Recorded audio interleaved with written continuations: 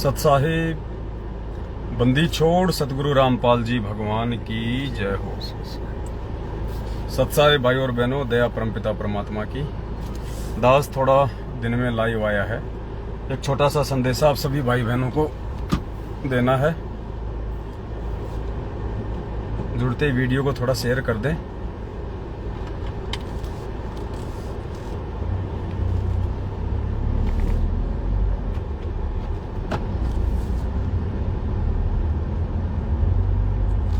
आप सभी भाई बहनों को अच्छे से पता है, आज से 2-3 दिन पहले यानी 8 मई 2022 को जयपुर से हम लुधियाना की सात संगति में गए थे, पंजाब में।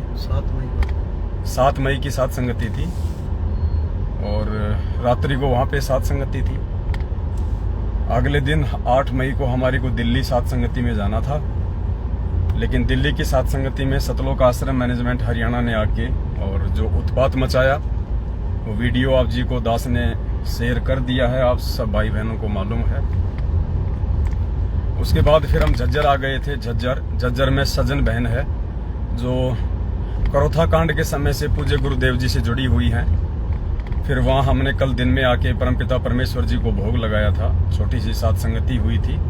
उसके बाद हम लोग फिर जयपुर के लिए रवाना हो गए थे। और दिल्ली की सात संगति में काफी भाई बहनों को चोटें भी आई हैं, क्योंकि इन लोगों ने बाहरी लोगों का सहयोग लेके उनको शराब वगैरह पिला के और भक्तों की पिटाई करवाई थी सत्सेवकों की, सतलोक आश्रम मैनेजमेंट हरियाणा वालों ने। आज सुबह सुबह दास के पास में झज्जर से सजन बहन का फोन आया और आधा घंटे तक बहन रोई है। बहन ने बताया कि जब दासी सुबह नित्य नियम कर रही थी तो परमपिता परमेश्वर जी जो है प्रकट हुए मालिक, क्योंकि पुण्यात्माओं हमें कोई शंका नहीं होनी चाहिए, कोई संकोच नहीं होना चाहिए।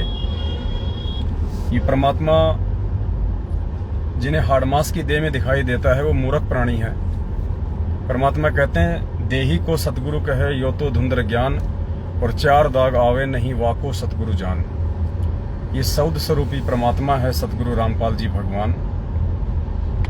तो परमेश्वर सुबह माई के वहां पे जो है प्रकट हुए। जैसे परमात्मा जिंदा महात्मा जी के रूप में धर्मदास जी के पास प्रकट हुए, नानक जी के लिए बेई नदी पे प्रकट हुए। ये वही परमात्मा है, हम इसको कोई दूसरा करके ना जाने। ये तो इसकी अपनी मौज है, अपनी मर्जी है कि ये क्या रूप धारण करता है, कौन से समय में, किस युग में, किस संत के रूप में आता है, क्योंकि ये अनंत कलाओं का भगवान है। ये कितने भी रूप बना सकता है। तो सजना माई ने बताया कि जब दासी सुबह सुबह नित्य नियम कर रही थी तो सतगुरुदेव जी जो है प्रकट हुए और परमात्मा बहुत ही ज्यादा दुखी वाली स्थिति में थे। शारीरिक रूप से भी परमात्मा बहुत ज्यादा वीक, कमजोर। सजना माई की 2 बेटियां हैं। जो बड़ी बेटी है वो बचपन से ही वो पैरालाइसिस है, उसको लकवा मार गया था शायद, और पूरा शरीर उसका जो है बिल्कुल मतलब थोड़ा सा टेढ़ा मेढ़ा है, मतलब पतला है बिल्कुल। जैसे एक बच्चा होता है ना 5-6 साल का, उसके हाथ पैर कैसे होते हैं, ऐसा उस बहन का पूरा बॉडी है, बिल्कुल वो वीक है और उसको चला नहीं जाता है। माई ही उसको उठाती है, उसको बाथरूम तक लेके जाती है, उसके सारे काम करती है। तो गुरुदेव नित्य नियम जब बहन कर रही थी तो गुरुदेव हुए प्रकट और गुरुदेव बहुत ज्यादा दुखी थे, परमात्मा रो रहे थे। तो सजना माई भी रोने लग गई और माई ने दास को ये जो बातें बताई हैं रो रो के बताई है। आज रात्रि 8:30 बजे दास उसी का वीडियो चलाएगा। आधा घंटे माई से दास की बात हुई है। माई ने रो रो के सारी बातें बताई हैं। आधा घंटे तक जब तक माई ने बातें कंप्लीट नहीं की, माई रोती रही। तो माई ने बताया वैसे माई शब्द दास एक सम्मान की दृष्टि से ले रहा है, बाकी तो इस भक्ति मार्ग में सब हमारी बहन है, चाहे बूढ़ी हो, चाहे जवान हो, चाहे छोटी हो, सब हमारी बहनें हैं। माई शब्द एक हरियाणा की लैंग्वेज के हिसाब से दास यूज कर रहा है। वैसे माई शब्द बोलना कोई गलत भी नहीं है, लेकिन अगर बहन बोला जाए तो ज्यादा उचित है। तो आधा घंटे तक जो सजना बहन है वो रोती रही, दास को सारी बातें उन्होंने बताई। और गुरुदेव ने कहा कि बेटा जैसे तेरी ये बेटी है ना, देख इन लोगों ने मेरी ये हालत कर दी है यहाँ जेल में। और बेटा शारीरिक रूप से मैं बहुत ज़्यादा दुर्बल हो चुका हूँ। मुझे इन लोगों ने बहुत ज़्यादा दुखी कर दिया। मैनेजमेंट वालों के लिए कहा परमात्मा ने कि मुझे इन लोगों ने बेटा बहुत ज़्यादा दुखी कर दिया, मुझे परेशान कर दिया है। और रो रहे थे परमात्मा, साथ में माई भी रो रही थी। दोनों बाप बेटी जो है रोए जा रहे थे। तो सजना माई ने कहा कि गुरुजी हम क्या करें, परमात्मा आप ही सब कुछ करने वाले हो, आप ही सद्बुद्धि देने वाले हो। तो माई ने कहा कि बेटा, गुरुदेव ने कहा कि बेटा दास के पास में जो था वो मैंने इन लोगों को दे दिया है। मेरे पास केवल आशीर्वाद है, मेरे पास केवल भक्ति है, मेरे पास सच्चाई का मार्ग है जो मैंने सबको दिखा दिया है। अब कोई ये सोचे कि मैं उड़ के सारे काम कर दूंगा, मैं एक जादूगर की तरह सारे काम कर दूंगा, बेटी वो मैं नहीं कर सकता, क्योंकि काल के साथ में मेरा अनुबंध है, मेरा एग्रीमेंट है।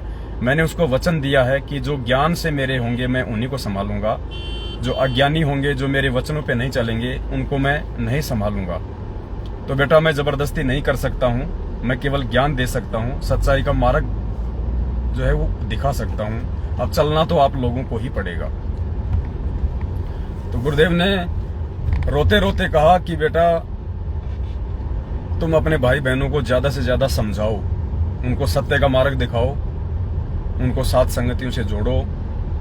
और फिर गुरुजी ने यह भी कहा कि बेटा जितना संगत तेजी से जागेगी, ये मैनेजमेंट वाले उतने ही ज्यादा राक्षस रूप धारण करेंगे। गुरुदेव ने कहा कि जितना संगत जागेगी उतना ही ज्यादा ये लोग राक्षस वाला रूप धारण करेंगे। तो बेटा तुम लोगों ने अपना बचाव भी रखना है। हालांकि परमात्मा जी ने कहा कि मेरा आशीर्वाद तुम सबके साथ में है, लेकिन फिर भी तुम लोगों ने अपना बचाव भी रखना है। तुम लोगों ने इस ज्ञान को जो है सभी बच्चों तक भी पहुंचाना है, इस मिशन को भी आगे लेके चलना है।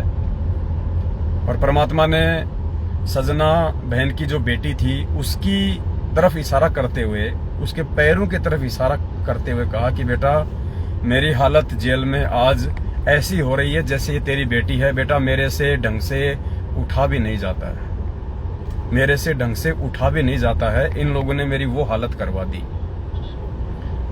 पुण्यात्मा परमात्मा समर्थ है, सारी सृष्टि का रचनहार है। ये कोटि को काया, निर्धन को माया देने वाला है। लेकिन जब ये परमात्मा संत रूप में इस धरती पे प्रकट होते हैं, संत रूप में परमात्मा जब धरती पे आता है तो कुछ नियम होती हैं, कुछ मर्यादा होती हैं। परमात्मा उन नियम मर्यादाओं को स्वयं भी नहीं तोड़ता है। तो उस हिसाब से आज परमेश्वर की शारीरिक रूप से जो स्थिति है वो परमात्मा ने बताई कि बेटा तेरी जो ये बेटी है ना, आज इसके जैसे मेरी हालत हो रही है इस हार जेल में। और मालिक रोए जा रहे थे। और गुरुजी ने कहा कि बेटा विनाश का समय बहुत नजदीक है। मैं यही सोच सोच के मैं दुखी हो रहा हूं, मैं जो है परेशान हो रहा हूं। ये विनाश का जो समय है ये बहुत ज्यादा नजदीक है। और उस विनाश के समय में इन लोगों के साथ में जो गुजरेगी, उस समय बेटा मैं ही दुखी होऊंगा, उस समय भी मैं ही रोऊंगा। मैं आज भी रो रहा हूं क्योंकि इतना समझा रहा हूं, लेकिन फिर भी ये लोग समझ नहीं पा रहे। और कल को जब वो विनाश का समय आएगा, उस समय इनकी जो दुर्गति होगी, उस समय भी बेटा मुझे ही रोना पड़ेगा इनके लिए। और मैं क्या करूं, ये भी मेरे ही अपने हैं। गुरुदेव ने कहा कि ये मैनेजमेंट वाले भी मेरे ही जो है बेटा बेटी हैं, लेकिन मैं क्या कर सकता हूं, मैं समझा सकता हूं। और ये मान नहीं रहे। तो माई ने कहा कि परमात्मा आप इनको सद्बुद्धि दो, परमात्मा आप ही इनको समझा सकते हो। तो गुरुदेव ने रोते हुए कहा कि बेटी ये नहीं समझने वाले, ये लोग पूरी तरह से काल प्रेरित हो चुके हैं। बेटा ये अब नहीं समझने वाले हैं, इनका तो टूटना ही जो है अंत है, इससे पहले इनका कोई अंत नहीं है। इनके अंदर समझने की कोई जो है गुंजाइश नहीं है। तो माई ने कहा कि परमेश्वर फिर हम क्या कर सकते हैं मालिक, हमसे जो बन रहा था, हम जो कर सकते हैं परमात्मा वो हम कर रहे हैं। हम साथ संगतियां रखवा रहे हैं, हम जा के भाई बहनों को समझा रहे हैं। तो गुरुदेव ने कहा कि बेटा मैं इसलिए रहा हूं कि मेरे भक्तों के ऊपर जो मार पड़ती है ना, वो मेरे भक्तों पे नहीं पड़ती।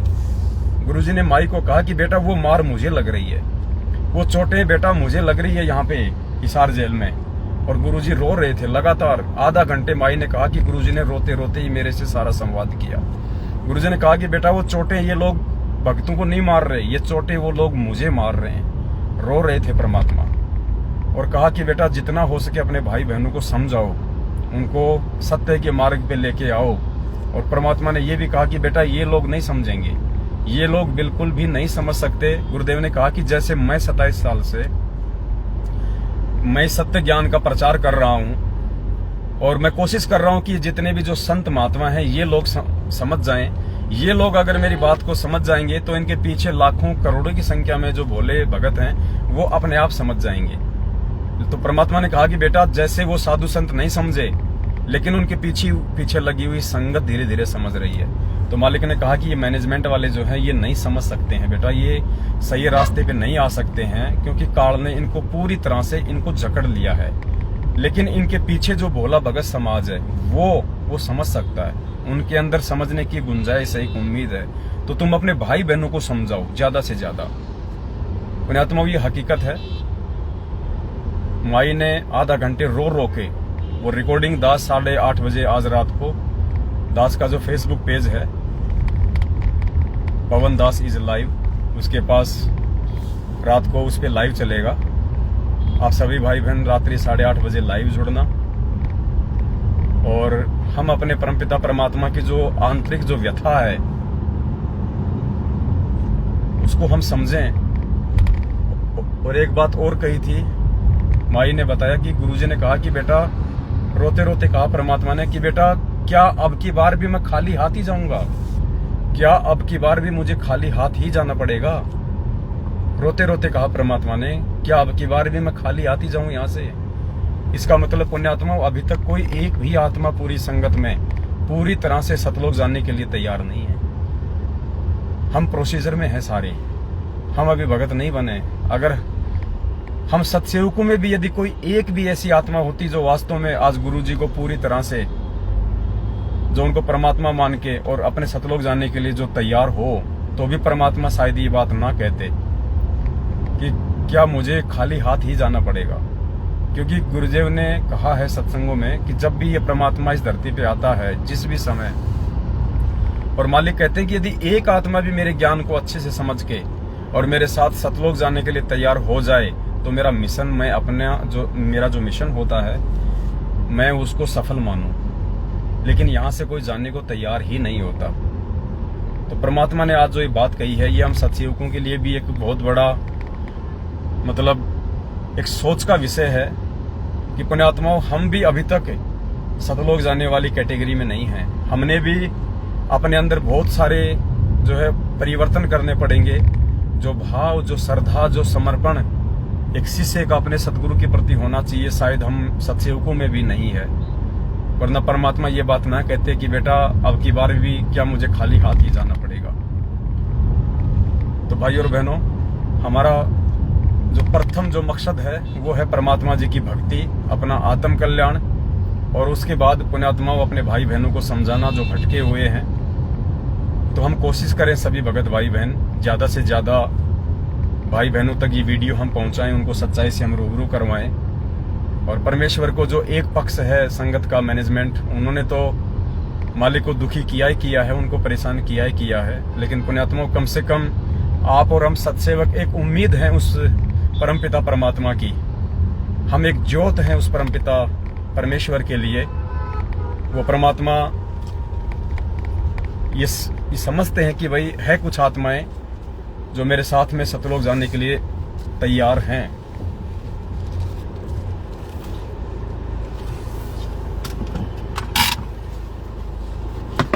तो भाई और बहनों, रात्रि 8:30 बजे जो सजना बहन की और मुझ पवन दास की जो ऑडियो थी वो लाइव चलेगी। आप सभी भाई बहन रात्रि 8:30 बजे लाइव जुड़े। उस वीडियो को आप ज्यादा से ज्यादा आप शेयर करें और पुण्यात्माओं हम आगे बढ़े इस मार्ग में। देखो, संघर्ष हमारे परमात्मा कर रहे हैं, संघर्ष हमको भी करना पड़ेगा, और बिना संघर्ष के हम परमात्मा को प्राप्त नहीं कर सकते। और ये निश्चित है, और परमात्मा ने भी संकेत किया है कि वो विनाश का समय बहुत ही जल्दी आने वाला है। जब माई ने दास को ये बात कही कि गुरुजी ने कहा कि बेटा उस विनाश के समय में मैं क्या करूंगा, मैं कैसे इनको बचाऊंगा, उस समय रोएंगे, ये चिल्लाएंगे और उस समय भी मुझे दुखी होना पड़ेगा, मुझे रोना पड़ेगा इनके लिए। तो दास ने माई को कहा कि माई बात बिल्कुल सही है, 2.5-3 साल ही बड़ी मुश्किल से बचे हुए हैं। अभी आ रहे हैं भैया, आ रहे हैं। 2.5-3 साल ही मुश्किल से हैं। तो माई ने कहा कि भगत जी 2.5-3 साल भी नहीं बचे हुए हैं। परमात्मा ने संकेत किया कि बेटी वो कभी भी समय आ सकता है, बिल्कुल नजदीक है वो विनाश का समय। तो पुण्यात्माओं, हम सत्सेवकों ने भी बहुत ज्यादा सोच समझ के, बहुत ज्यादा संभल के एक एक जो कदम है वो भक्ति मार्ग पे अब हमने रखना होगा। और साथ संगतियों में ये लोग आके झगड़ा करते हैं क्योंकि ये लोग पूरी तरह से राक्षस रूप को धारण कर चुके हैं। गुरुदेव ने भी स्पष्ट कह दिया उस माई को कि बेटा ये राक्षस बन चुके हैं और जितना साथ संगतियां आगे बढ़ेंगी उतना ही ये लोग ज्यादा राक्षस रूप धारण करेंगे, क्योंकि इनके सिर पे काल बैठा है।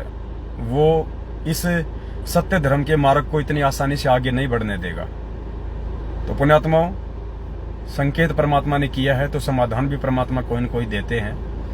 तो दास की आप सभी भाई बहनों से विनती है, साथ संगतियों के जहां जहां के पोस्टर आने वाली साथ संगतियों के जो पड़े हैं वो तो ठीक है, उसके अलावा साथ संगतियों का कोई भी पोस्टर या कोई भी पैम्पलेट या कोई भी स्क्रीनशॉट या कोई भी मैसेज हम लोग फेसबुक पे या व्हाट्सएप पे वायरल ना करें। आप जितने भी भगत भाई बहन हैं सब अपने अपने घर पे सतगुरुदेव जी को भोग लगाओ परमात्मा को। और आपको जब भी इच्छा हो परमात्मा की कोई चर्चा करने की, भाई बहनों को अपने घर बुलाने की, तो आप अपने संपर्क वाले जो भगत भाई बहन हैं 10, 20, 15, 50 जो आपके आसपास के हैं, आप उनको फोन पे संपर्क करो और एक डेट आप जी फिक्स कर लो परमात्मा जी को भोग लगाने की। उस डेट को आप उन भाई बहनों को आप जी बुलाओ और अपने घर पे गुरुदेव को भोग लगाओ। तो ना तो इन लोगों को मालूम पड़ेगा और किसी प्रकार का जो विघ्न है, जो बाधा है, वो भी नहीं पड़ेगी। समाज में आड़ोसी पाड़ोसियों में हमारे पूज्य गुरुदेव जी का मजाक भी नहीं बनेगा, क्योंकि कोई नहीं जानता कि ये सत्सेवक कौन है, मैनेजमेंट कौन है। दुनिया ये कहेगी कि ये रामपाल जी के चेले हैं, देखो आपस में कैसे लड़ते हैं, झगड़ते हैं, दुनिया को शांति का संदेशा देते हैं। तो भले ही हम उम्र में छोटे हैं लेकिन ज्ञान में परमात्मा ने हमारे को सतलोक आश्रम मैनेजमेंट हरियाणा से ऊंचाई का जो है वो दर्जा दिया है। तो हम नहीं चाहेंगे कि हमारे परमात्मा की किसी भी प्रकार से कोई बदनामी हो। हमारे पास में सोशल मीडिया है, हम लाइव आके अपने भाई बहनों को हम सचेत करते रहेंगे, वीडियो वगैरह हम बनाते रहेंगे। साधन हमारे को परमात्मा ने दे दिए हैं, ये गाड़ी परमात्मा ने दिलवा दी है, और भी बहुत सारे आधुनिक जो उपकरण है जिनकी हमें आवश्यकता होगी संगत को जगाने के लिए, वो भी हम खरीदेंगे आने वाले समय में। तो हम इन चीज़ों का हम सदुपयोग करें सोशल मीडिया का।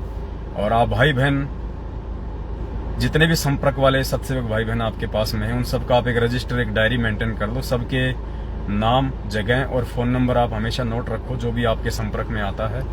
और नेक्स्ट टाइम जब भी आपको साथ संगति करनी हो, परमात्मा जी को भोग भंडारा लगाना हो, तो आप अपने भाई बहनों को मोबाइल से सूचित करो जिसकी आगे कोई सूचना ना हो।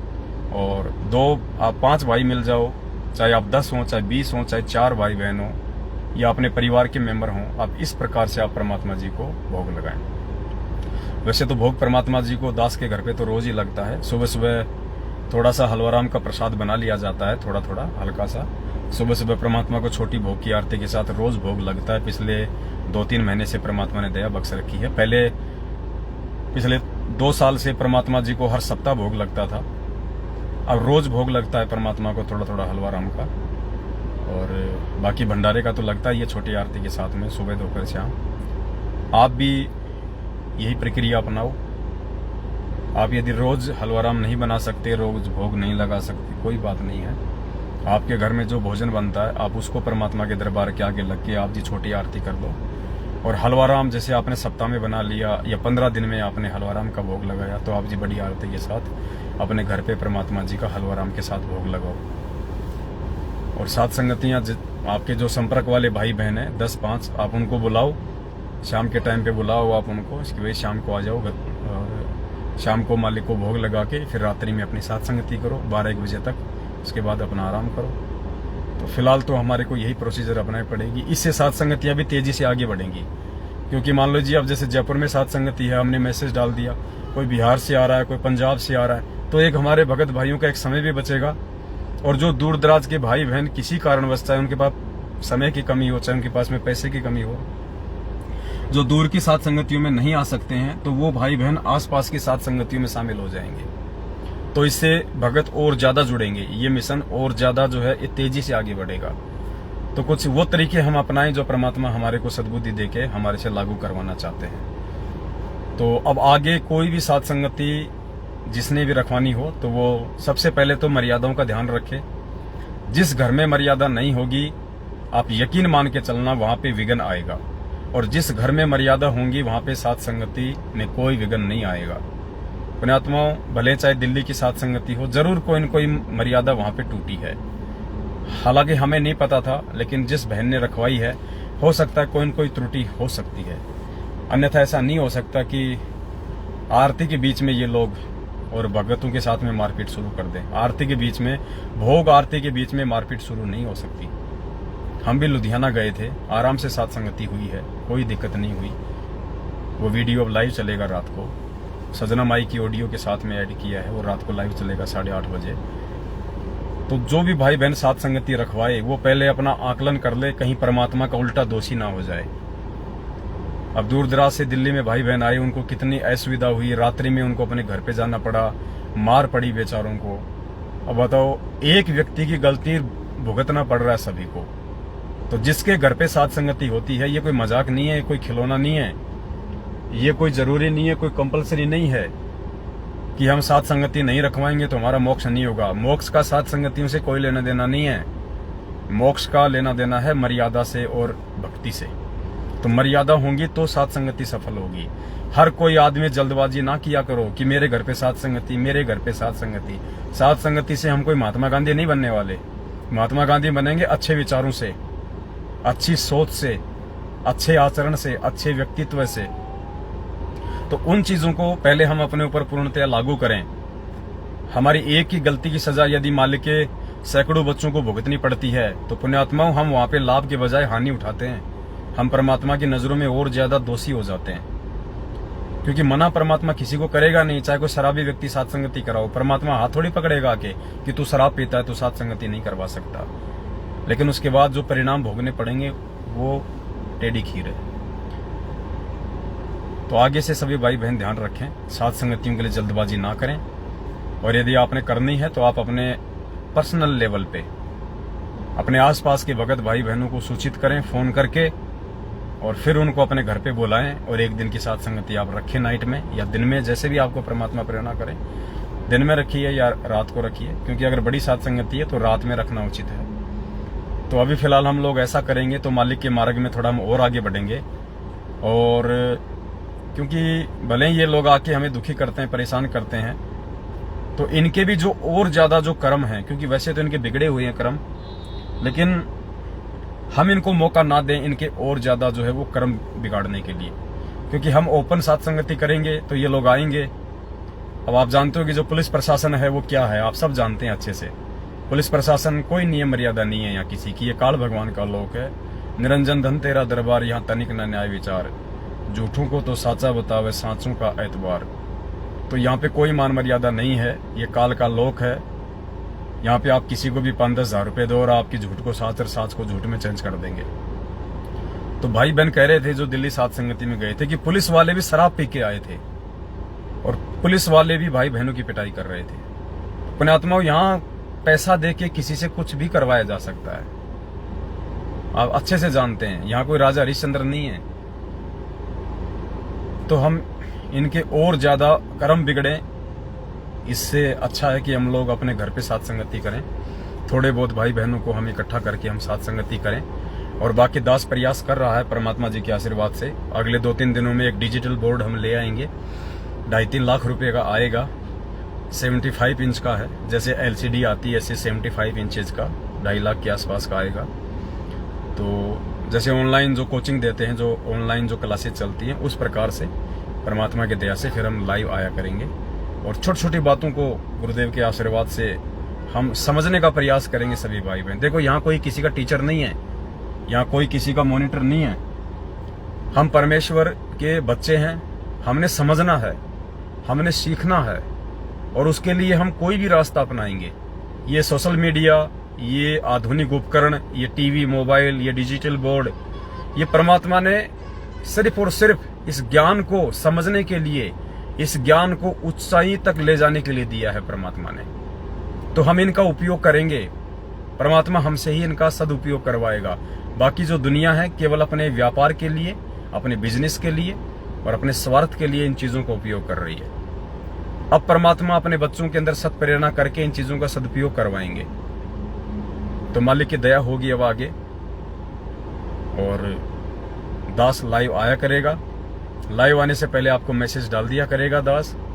और हम छोटी छोटी बातों को, छोटे छोटे पॉइंटों को अब हम समझने का प्रयास करेंगे हम पूरा, ताकि हमारे जो भगत भाई बहन है वो किसी भी पॉइंट को लेके किसी भी मोड़ पे वो मार ना खाएं। वैसे तो इन्होंने खूब कोशिश की थी दिल्ली सात संगति में भक्तों को तोड़ने की। उनको बैठा के उनको बता रहे थे कि देखो मेरे पास में गुरुजी का ये कोई गिरीश कोई वकील है। वो एक माई को कह रहा था कि मैं गुरुजी का वकील हूँ, गुरुजी ने मेरे को देखो ये कॉपीराइट दे रखा है, कॉपीराइट दे रखा है। माई ने कहा रे भगवान का भी कोई कॉपीराइट होता है क्या? नालायको, तुम क्या बोल रहे हो? तो कहीं का वकील है तू क्या बोल रहा है तू? भगवान का भी कोई कॉपीराइट होता है क्या? तो ये मूर्ख आदमी है पुण्यात्माओं, और मूर्खों से उलझा नहीं जाता है, मूर्खों से दूरी बना के रखनी पड़ती है। किसी महापुरुष ने कहा है कि मूर्ख का जवाब होता है मौन, साइलेंट। मूर्ख को जवाब नहीं दिया जाता, क्योंकि मूर्ख है तो समझेगा क्या, चाहे आप उसको कोई बात समझाओ। तो मूर्ख का जवाब होता है मौन, चुपचाप, साइलेंट, चुप रहो, बस मूर्ख का यही जवाब है, ताकि वो अपना बक बक करके चुप रह जाएगा। तो बाकी दास साहब भाई बहनों को बीच बीच में लाइव आके समझाता रहेगा, बताता रहेगा। और परमात्मा ने जो सजन बहन से जो बातें कही, हो सकता है दास आपको सारी बातें अच्छे से नहीं बता पाया। तो आज रात को 8:30 बजे दास उस ऑडियो को एक वीडियो के साथ में लाइव प्ले करेगा। तो रात्रि 8:30 बजे आप जी सभी भाई बहन लाइव जुड़ना, और परमात्मा दया बख्शेंगे। बहुत सारी चीजें आपके समझ में आएंगी। माई भी रो रही थी, परमात्मा भी रो रहे थे। और वास्तव में पुण्यात्माओं, इसमें तो कोई शक नहीं है कि परमात्मा जी की शारीरिक स्थिति है बिल्कुल वीक है। थोड़े दिन पहले एक बरवाला के भाई हैं, उनको भी परमात्मा ने ऐसे ही दर्शन दिए थे और कहा था कि बेटा मेरे से उठ के खाट पे भी नहीं बैठा जा रहा है। इन लोगों ने मेरे साथ में वो किया है। तो पुण्यात्मा, हमने हर प्रकार से अब मर्यादा में रहना होगा। ये कुत्ता भी पूरी कोशिश करेगा परमात्मा जी के आशीर्वाद से, मालिक से भीख मांगेगा कि परमात्मा यदि कोई त्रुटि हो रही हो छोटी मोटी कोई मान मर्यादाओं में, तो परमात्मा दास पे मेहर बख्शना, परमात्मा दास पे रजा करना मेरे मालिक। और पूरी तरह से हम पे मेहर बना के रखो। इतना जरूर है, माई से जो बात हुई तो परमात्मा ने ये जरूर कहा कि मेरे जो सत्सेवक बच्चे हैं, ये जो सात संगतियां हैं, इनको ज्यादा से ज्यादा इनको आगे बढ़ाओ। और मैनेजमेंट के बारे में गुरुजी ने स्पष्ट कह दिया कि बेटा ये राक्षस हैं, ये नहीं समझेंगे, और तुम सत्सेवक जितना आगे बढ़ोगे उतना ही ये लोग राक्षस रूप धारण करेंगे। फिर माई को एक बात और कही थी गुरुजी ने, क्योंकि बीच बीच में दास को याद आ रही है। माई से जो सजन बहन है उससे गुरुजी ने कहा था कि बेटा तू जाके मेरे घर वालों को समझा।